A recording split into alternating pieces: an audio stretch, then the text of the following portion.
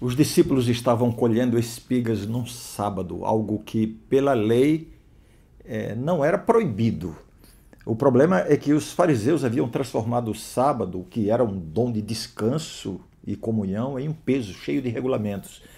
Quando eles veem os discípulos de Jesus, eles os acusam com uma pergunta. Lucas 6, versos 2 e 3. E aí, nesse trecho, está a pergunta feita pelos fariseus. Por que fazeis o que não é lícito aos sábados? Esse episódio mostra o confronto clássico entre Jesus e os fariseus.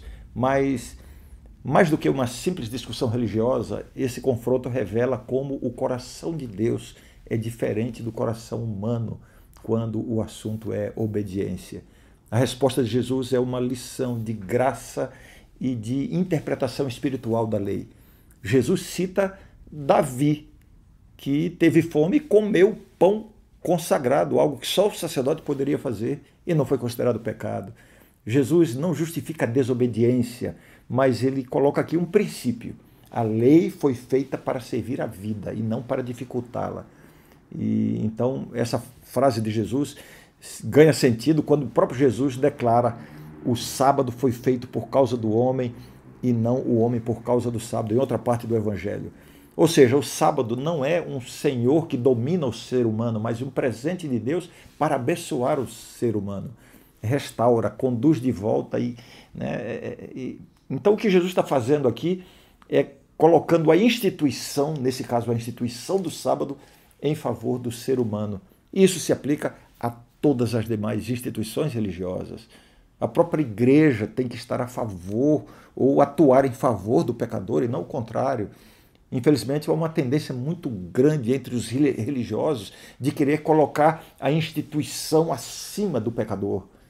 Sacrifica-se o pecador, sacrifica-se a necessidade das pessoas e a condição espiritual das pessoas em nome da defesa da igreja, quando deveria ser exatamente o contrário. A igreja deveria ser mais empática, mais aberta, mais acolhedora para com os piores pecadores. É por isso que Jesus disse isso aqui: o sábado foi feito por causa do homem e não o homem por causa do sábado. E aqui está está o ponto mais profundo desse texto, né?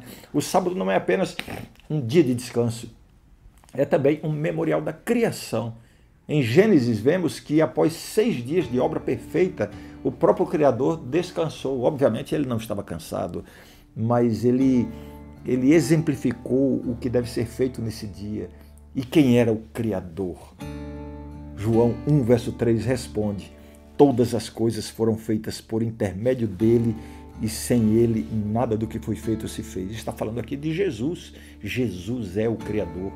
Ele é a pessoa da Trindade que trabalhou, que ordenou o caos e formou a vida. E quando ele descansa no 7º dia, ele está estabelecendo um ritmo para o ser humano, chamando o ser humano a imitar o Criador, né? Trabalhar como ele trabalhou e descansar como ele descansou. O sábado é, portanto, um dia de comunhão com Jesus como Criador e como Redentor. Mas os fariseus não conseguiam enxergar isso. Eles estavam presos à forma e não à essência. E esse é o perigo que ronda todo o coração religioso. Hoje talvez ninguém discuta o sábado da mesma forma, mas o espírito farisaico continua vivo. O sábado se transformou apenas em uma questão de pode fazer, não pode fazer, isso é pecado, aquilo outro é pecado. Isso deve trazer uma reflexão para nós. Você tem se orgulhado de jejuar, mas fecha os olhos para o necessitado? Não há sentido nesse jejum. Você defende com firmeza o que é teologicamente correto, né? A doutrina, a teologia pura, mas trata com frieza quem pensa diferente de você. Essa sua teologia não tem valor nenhum. Você se preocupa mais com o estilo do louvor, o que estão cantando na sua igreja, como estão cantando. Você está mais preocupado com isso do que com a pureza do seu coração diante de Deus. Esse seu zelo é um zelo absolutamente cego. Será que a sua fidelidade à forma não está sufocando a essência da fé? Porque é possível, e muitos fazem isso, estar certo na doutrina e distante de Cristo. O convite de Jesus continua o mesmo. Volte para o centro. O sábado aqui na história apontava para Jesus, que é o verdadeiro descanso. O Criador que trabalha e descansa, o Senhor que serve e convida. Jesus é o nosso descanso. E o servidor fiel entende que a obediência nasce do amor e que cada mandamento divino é a expressão do cuidado de Deus pela vida. Vamos orar.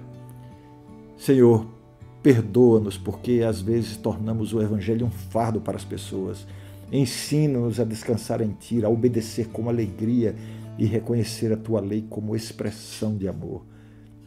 Ajuda-nos a valorizar mais a vida do que as formas religiosas e que encontremos na comunhão contigo, né, não somente o sentido do sábado, mas de todas as instituições religiosas como um descanso e não como um peso. Em nome de Jesus. Amém. Se você gostou dessa mensagem, envie para alguém agora mesmo. Um abraço e até amanhã.